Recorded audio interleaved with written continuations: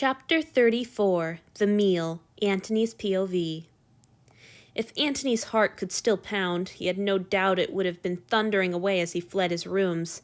As it was, his head was light and there was a roaring in his ears that made his skull feel as wide and empty as his gnawing belly. The hell of it was that there was no reason for this reaction. Hanyu had come right out and offered him a chance to feed. He should have just accepted. It was what the damn brat was for. He had drunk from humans countless thousands of times, and from Hanyu himself often enough, with no ill effects for the creatures beyond a little lightheadedness and the need to drink some extra water.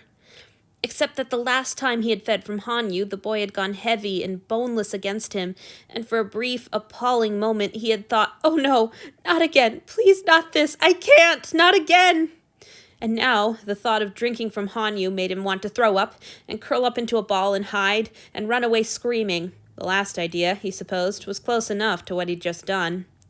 When he looked at the day's events rationally, he understood that Hanyu's near collapse had been due more to the boy's own overwhelming emotions and weariness than the tiny taste of blood he'd taken.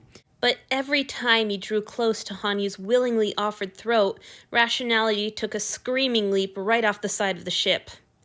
He hadn't consciously planned to go anywhere at all, but it was a few hours before dawn, and he found his feet taking him above deck, then turning towards the wheel. Theo.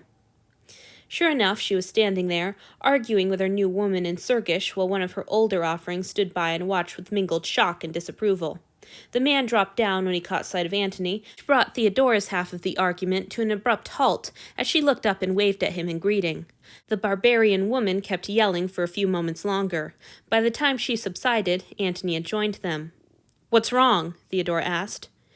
"If I ever need a diplomacy chief, I should definitely appoint her. She's so delicate about things."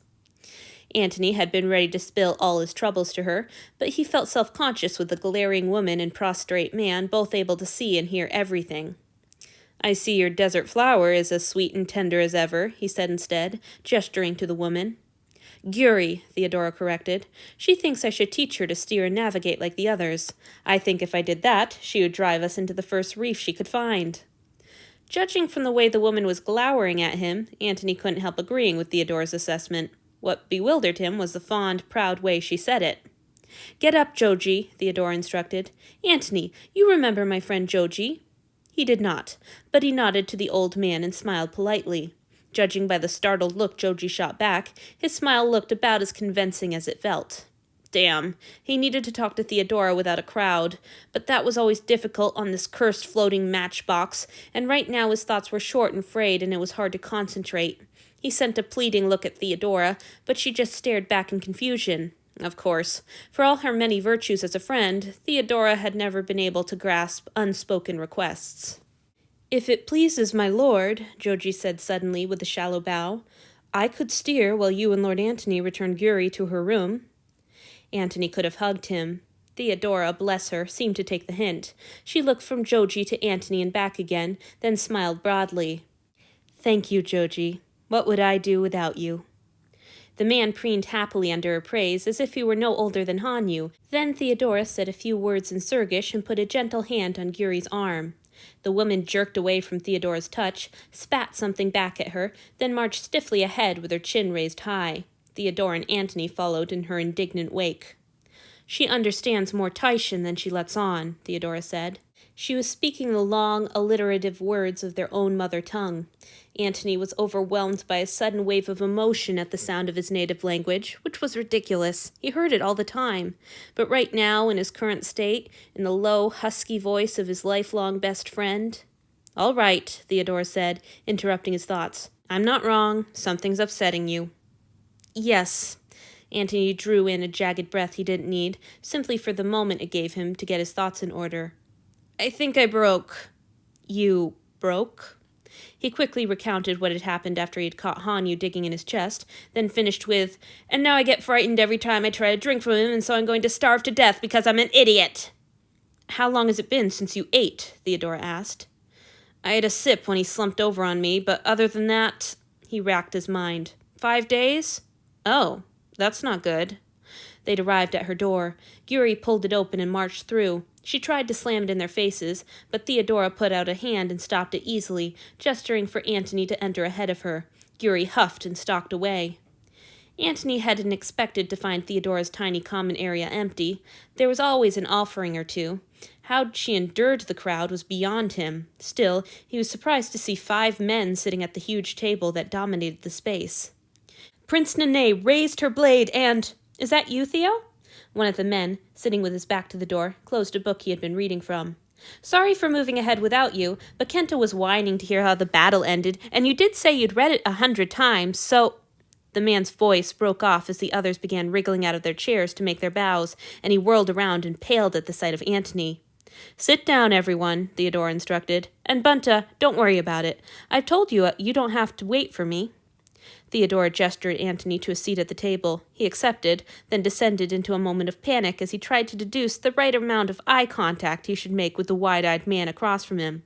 Should he avoid looking at him entirely? No, probably not. He glanced up and offered a smile that he knew was forced and unconvincing. The man's eyes widened further and dropped to his own lap. "Good work, Antony, you idiot." By this time, Theodora had seated herself next to him. She looked around the table full of silent men. "Lord Antony needs to eat," she said, blunt as ever. "Would one of you be willing to share some blood with him?" "I can." It was Kenta, the worm boy, all round eyes and round face. He darted a look at Antony, ducked his head shyly, then spoke again with his voice lowered. Forgive me for prying, my lord, but is Hanyu all right? He seemed pale and quiet yesterday, and he was slower than usual when we were exercising, and now—" Antony seized gratefully onto the lie.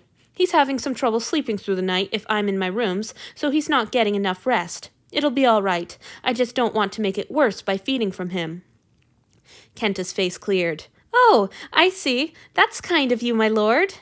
Antony's stomach twisted guiltily. Kind indeed. "Is it all right if I take it from a cup?" he asked. He wasn't sure whether he should be seeking permission from Kenta or Theodora. Kenta was nodding, but Theodora shook her head. "We'd have to make a big cut instead of just 2 little punctures." "It's just that I'm very hungry," Antony explained, feeling desperation clawing at his empty belly. "I don't want to get carried away." He was panicking anew at the idea of closing his fangs on the worm boy's soft, inviting neck. If he damaged Kenta, he would hurt Theodora and Hanyu at the same time. Anyhow, the boy was sweet to worry about Hanyu. He didn't want to harm him. "How about this?" Theodora asked. "You can drink from his arm instead of his neck. If you take too much, I'll pull you off. All my friends can stay here and watch and tell me if they think it's gone on too long." Antony hated the idea, but his aching body was clamoring too excitedly at the idea of food for him to argue any longer. "All right." Kenta got up and approached Antony. Theodora gave him her seat, then stood behind Antony with her hands on his shoulders. The touch relaxed him in ways he didn't expect. Theodora was a passable fighter at best. In a real brawl, he could beat her as long as he had room to maneuver and stay out of her grasp. But there was no denying that when it came to simple brute strength, she outclassed him easily. Those big, calloused hands could yank him out of his seat in an instant, and he had no doubt that she would do exactly that if he posed a threat to one of her precious offerings. He wasn't going to hurt this boy. He couldn't. Theo wouldn't let him. He took the offered arm and bit carefully down. Kenta's blood was quite ordinary compared to Hanyu's, but as Antony took his first swallow, he couldn't think when anything had been so fucking delicious. He took 3 greedy gulps, savoring the warmth and weight of the liquid as it slid down his throat. He could have kept going. He could have drained the boy dry as a snakeskin and followed him up with 6 others, but Theodora's hands tightened in warning, pulling his mind back to itself. Antony swallowed a 4th, more restrained mouthful, then drew back. "Thank you," he breathed. "My pleasure, my lord." Kenta's voice was shaky but cheerful. Theodora gave Antony's shoulders a rough squeeze, probably intended for reassurance, then crossed to kneel beside Kenta's chair. The boy protested faintly at the impropriety, but she hushed him and set to work binding up the wound Antony had left. Antony himself, dizzy with food and distress, found himself watching hazily even though it made him feel voyeuristic to see the worshipful way Kenta gazed down at his rough-mannered master. It wasn't just Kenta, either. Theodora was looking up at her boy with such naked affection on her face that it made Antony hurt for her. She loved them all so fucking much. How did she stand it? "How's Chihiro?" he found himself asking. Theodora didn't look up from her work, but Kenta raised his eyes to meet Antony's. The boy looked sad, and Antony cursed himself in every language he knew. He can't get out of bed very often. Julia doesn't think it will be long now. Theodora kept her head bent over Kenta's arm, hiding her eyes. He's comfortable, though, and one of us is always with him. Thank you for asking. Of course. Antony suppressed an urge to squirm in his seat. There were so many pairs of eyes in this room, but not quite enough to make for a proper crowd and let him relax into a public persona. You should come visit him after Hanyu's had his breakfast, Theodora said. I want to get to know that boy of yours better. For the briefest instant, Antony felt his hackles rise as his mind flashed back to Marcus's request. Then he remembered that this was Theodora, and Theodora didn't even like men, and he was being insane. That sounds nice, he said, hoping no one had noticed his brief lapse. He got to his feet and started making his way to the door. I'll head back now. Thank you for the hospitality. You can drink from me again if Hanyu's not feeling better soon, Kenta offered. Then the boy flushed and glanced at Theodora. With my lord's permission, of course. Antony, wait. Theodora rose to her feet, fixing him with a worried look. We need to talk about this. Sorry, Theo, no time. Antony waved as he reached the door. We'll be back soon. He didn't want to sit there and yammer about his feelings while half the humans on the ship blinked owlishly at him, even if he was speaking his own language and they didn't understand it. They would still be there. Anyhow, he had eaten. It was all right now. He reached his own doorway just as a bell announcing the sunrise started to ring.